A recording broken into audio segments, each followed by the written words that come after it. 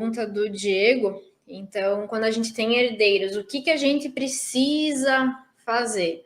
A gente precisa abrir o inventário, a gente precisa ter essa sucessão.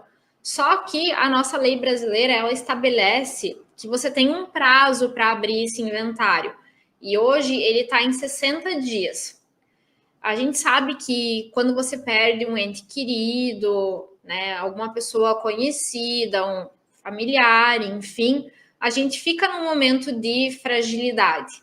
A gente está passando por uma situação complicada, difícil, só que mesmo assim a gente precisa se preocupar ainda em fazer esse processo muito chato que é chamado inventário. Então a lei brasileira ela não dá uma trégua para a gente, ela não está nem aí para nossa dor. Infelizmente a gente tem que abrir o inventário nesse prazo. Ah, Amanda, mas se eu não abrir nesse prazo, o que acontece? Você vai ter que pagar uma multa. Simplesmente isso. A depender do estado que você mora, nós estamos em Santa Catarina, eu e o Diego, nós somos daqui.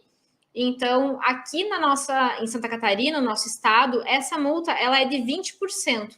Então, você vai pagar esse valor a mais para o governo, gente. E até outra consequência de você não fazer o inventário é que você não vai poder receber e ter aquele bem no seu nome, entende? Então esse bem ele vai ficar como se ele fosse trancado. Você não vai poder vender, você não vai poder destinar ele para nada. Você vai ainda correr o risco de ter esse bem reivindicado por um outro herdeiro ou até por uma outra pessoa que se aposse desse bem. Aqui no escritório, nós já presenciamos alguns casos em que os herdeiros não abriram o inventário dentro do prazo, eles tiveram que pagar essa multa ao governo e, por conta disso, esse processo de inventário deles encareceu muito mais.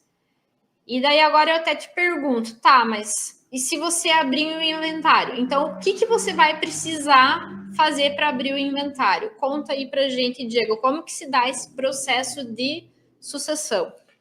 Eu acho até que o pessoal poderia colocar aqui no chat primeiro, se vocês presenciaram ou estão passando, ou sabem de alguém que está passando por um processo de inventário.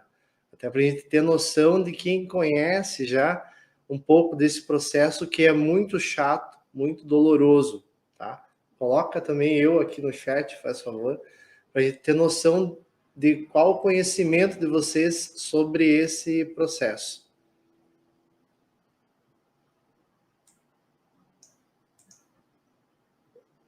O processo, então, como a Amanda colocou, o processo de sucessão que a gente está tratando, ele pode se dar basicamente de duas formas, tá? Duas formas. E a maneira mais fácil, que é a maneira que a gente está acostumado a ver, é a pessoa simplesmente deixar rolar. Então, por exemplo, eu tenho os meus bens, né? E eu posso simplesmente deixar rolar que os meus herdeiros, na nossa gíria aqui, se virem.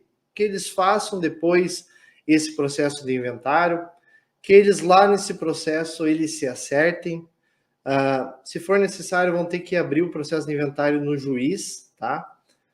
Ou mesmo num cartório, dependendo do caso. Mas eu posso deixar para que eles façam isso depois, que eles paguem, né? Até porque a nossa natureza, a natureza humana, e eu me incluo nisso, a gente tem sempre essa mania de procrastinar, de deixar para depois, de não fazer agora, tá? Só que essa facilidade, por isso que eu disse o jeito mais fácil, entre aspas, ela pode ser bem cara, tá? Porque se você já passou por um processo de inventário, ou se você visualizou alguém passar por esse processo, que às vezes demora anos, né? Como a gente disse aqui, a gente já viu vários processos que passaram pelo nosso escritório, a maioria com brigas, a maioria demorando muitos anos. Se você já passou, você sabe que esse processo nem sempre ele garante a continuidade dos bens, nem sempre ele garante a sucessão, como a gente colocou, e muito menos a proteção do patrimônio. Isso porque o que acontece é que muitas vezes as pessoas precisam vender os bens para pagar os custos desse processo. Esse processo é um processo muito caro. Em geral, ele tira até 20% do patrimônio só para os custos. Então, se eu tenho um patrimônio de 1 milhão, mais ou menos 200 mil, eu já vou ter que deixar reservado para pagar os custos do inventário. E esse valor, somado às brigas que ocorrem na hora que você tem que fazer essa divisão, é muito ruim.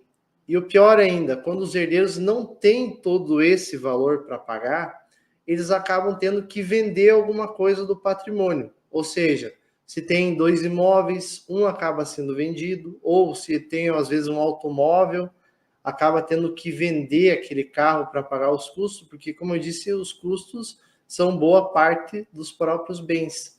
Então, essa é a forma mais fácil e é a forma mais comum que a maioria das pessoas adota e deixa rolar.